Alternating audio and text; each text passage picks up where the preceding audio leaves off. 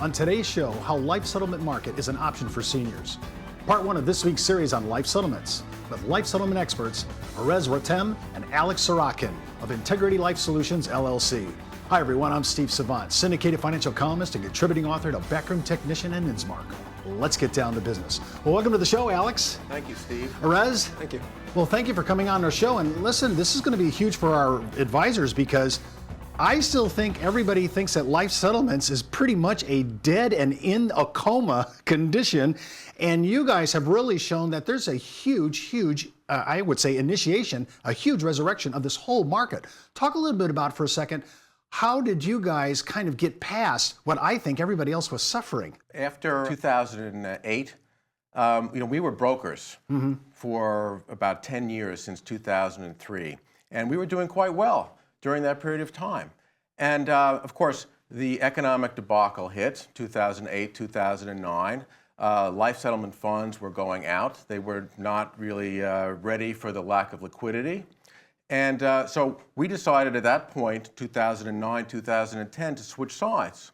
We thought that there was great opportunity. It's like the real estate market. The real estate market plummeted. So did the values in life settlements. And so we established from our brokerage, and we still maintain a brokerage in Integrity Life Solutions, we established a fund, private equity fund called the Rhinebeck Fund.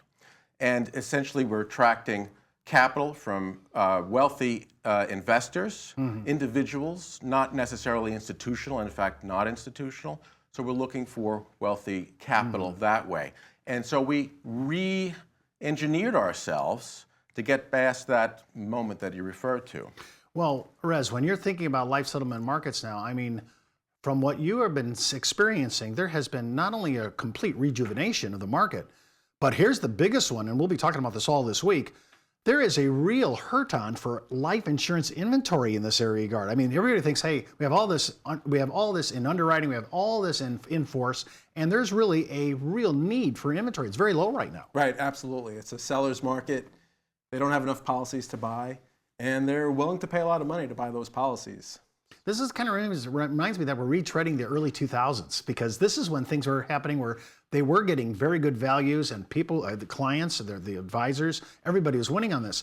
Now, when we talk about the inventory, I'm kind of curious. We have people coming out looking. I guess we have people that are in funds and affluent Americans who are actually looking for a better rate of return that may not necessarily be correlated to the market. You know this, Steve. The rates of return out there today are ridiculously low. Interest rates are still at historically low levels. You're looking at a corporate bond like at 2.5% for a 5-year bond. Treasuries are have tanked. And I don't personally see that changing in the near future. So capital is gravitating to where the yields are greater. We're talking in the life settlements market, you're talking, 10% plus. At least that's what we're trying to get. That's the target. That's our target as funders. But what we see as funders, quite frankly, is that it's difficult to get the yield because of the lack of inventory. And that's what we're trying to say. It's like there's a lot of money, there's a lot of capital that is chasing too few policies. And there's a myth out there, and there are reasons why there's a myth. There's a myth out there that there are just, that the market is dead. And basically we're here to tell people that the market is very much alive and that they should consider, life settlements as an option where it's suitable for their client. And where it's not suitable, forget it. But it is a great option that they should consider. And today is a perfect time to do that. Erez, what am I looking for when I'm like, how young can I go? What am I kind of looking for? A timeline from a mortality, LE point of view? What am I looking for? Generally, you're looking for a life expectancy of 10 years or less. Generally, those are people who are 75 and older. Does it matter, male, female? Generally, males tend to have that life expectancy more. Females tend to live a longer amount of time. So males are your ideal client. Now, you're looking in male clients of 75 or older. Are you looking for substandard cases necessarily or not necessarily? Not necessarily. Those people have health issues, and they can have 10 years or less. You shouldn't leave it up to yourself to decide how long that person's life expectancy is.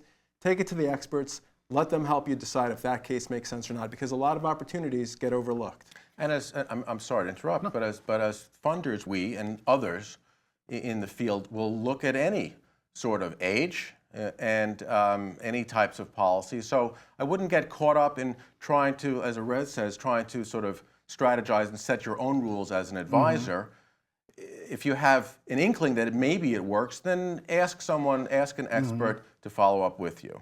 Now, we're still using the traditional life expectancy underwriters, whether it's AVS or Fasano or 21st Century. Yes. And the Milliman technology. We're still using that as our boilerplate to kind of Yes. assess our timeline. Yes, and even though life expectancies have basically across the board have gone up, and that's fine, which makes it even a better time now because that the aggressive LEs are behind us. So if it works, it's going to work. I mean, we don't have to worry about LEs going, at least for the time being, going up higher. When we come back from the break, we're going to walk you through some of the basics and kind of re-educate you on what we're looking for in a life settlement and what it is. Right after. Back in the day, life insurance professionals were called field underwriters. Then, carriers trained their field force in the basics of life insurance underwriting. Today, the insurance industry doesn't educate the agent population as they once did. But now you can have the informed risk guide at your fingertips so you can illustrate a reasonable rate class for your life insurance prospects. Just request your copy of the Informed Risk Guide at downtobusiness.ashbrokerage.com. It's free from Ash Brokerage, the practice enhancement company. Well, welcome back to the break. Of course, we're talking about life settlements with Erez and Alex, and I want to just kind of make sure all the people watching, our audience, is going to be educated on this. Are we looking just for cash value policies, or am I looking at other things as well? That's one of the big misconceptions is when we talk to people about life settlements and about buying their policy, they jump to the conclusion right away that, well, I don't have any cash or my cash is such and such. And it's not for a funder. It's not about cash. Cash is one of the least important factors. The factors that we look at are the health of the insured, and we look at the policy, and of course the face amount. Those are the big things. So it is cash value, which is, in my opinion, my lay opinion, because I'm not an insurance guy, my partner is. The cash value is really your savings, the client's savings in the policy structure over the years. And if you surrender it, you get it back. What we're talking about in life settlements and what people don't understand readily is that we're talking about market value. And market value means that there's a market out there that establishes a value on the factors that I just enunciated. Now, Erez, you've been in the business just like I have for a long time. I want to know, people say, I can not only look at the market value of a cash value policy, but you guys use term policies as well. Talk a little bit about that because that's kind of strange to me. Well, term policies are great. They have no cash, so you don't have to beat the cash value. Oftentimes, the people are about to surrender the policy and get absolutely no value for it. So this is an opportunity for them to sell the policy for an amount greater than maybe they paid for the policy. It's a great opportunity. In fact, I saw one of the things I was looking, I think it was one of the examples I saw in one of your LinkedIn accounts, where they pretty much take the idea of, hey, my business buyout is done. We use term to protect our difference.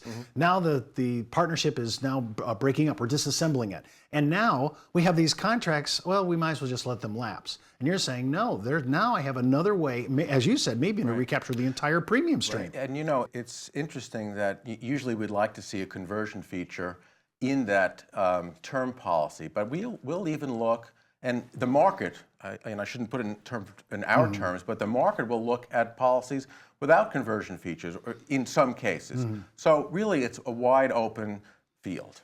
I'm assuming second to die is not on the table. Those are pretty hard to buy because you have two life expectancies and they tend to make each other live longer. So generally, they aren't policies that we're looking for in the market. How about, I just want to get all of them out of the street. What about variable now? Is that a yes, no? There are people looking at variable policies. You need certain licensing to buy those policies. So they're not as common, but still, you are able to buy those variable policies. I'm curious too, because I remember in the heyday of the market, I didn't see personally, now that doesn't mean it wasn't out there, but I didn't see that much in par whole life. Does that change at all, or pretty much no? We're still more in the UL index market maybe. Well, people will look at whole life, except sometimes there's too much cash value in that policy, so it's hard to beat the cash value to create any value.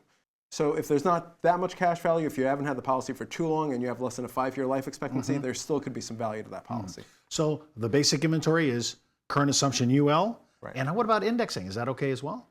Yeah, that's becoming more popular as index policies are becoming more popular. Now you're still looking at, you said a 10-year timeline. So really, we're not doing anything probably longer than that snapshot. Our timelines are trying to stay a decade or less. Really 5-6 years would be a sweet spot, but certainly 10 years in the market is very doable. Beyond that is questionable. How long does this contract have to be in force before it all of a sudden becomes attractive for a funder? Well, 2 years or for 2 years. Yes, for obvious reasons, for contestability reasons. And in fact, many state laws require that it be in existence for 2 years, and that would be a norm. Okay, so I have to have a contract that's 2 years or greater.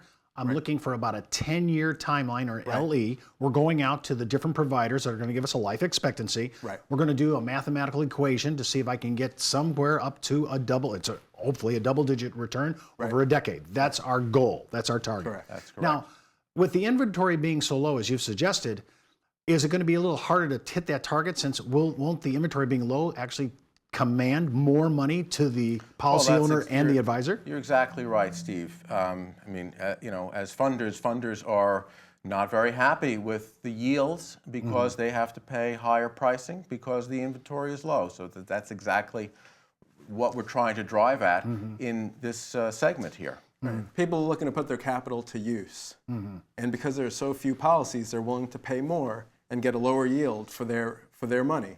So it's creating great opportunity for consumers.